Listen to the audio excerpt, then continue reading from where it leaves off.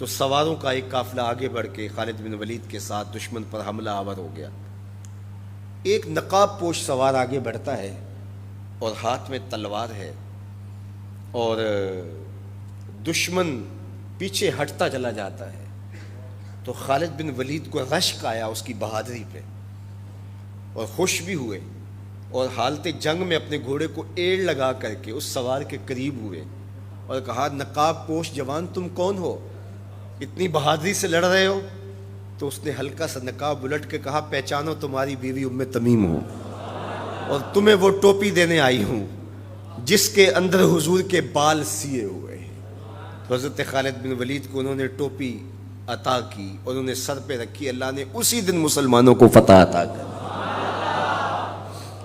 یہ حضور علیہ الصلوۃ والسلام کے بالوں کی برکت تھی۔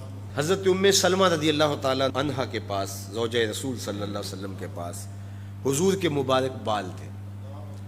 حضرت عثمان بن عبداللہ رضی اللہ تعالیٰ عنہ کہتے ہیں کہ مدینے میں اگر کسی کو نظر لگ جاتی یا کوئی بیمار پڑ جاتا تو وہ ام سلمہ سلام اللہ علیہا کے پاس آ جاتے، تو وہ پھر ڈبیا سے بال نکالتی اور پانی کے گلاس میں ان بالوں کو جنبش دیتی، اور ان بالوں کی برکت سے وہ پانی جب بیمار پیتا اللہ اس کو شفا عطا کرتا۔ یہ حضور کے مبارک بالوں کی برکت ہے۔ اللہ اکبر۔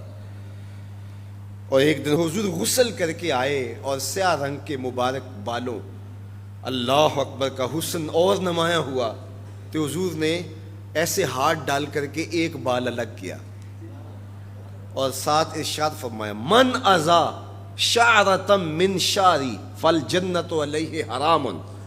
سن لو جس نے میرے بالوں میں سے ایک بال کو بھی اذیت دی اس پر اللہ کی جنت حرام ہے۔ ہم تو حضور کے غلام ہیں، حضور کے نوکر ہیں، حضور تو حضور رہے، حضور کے بالوں کی توہین بھی گوارا نہیں ہے۔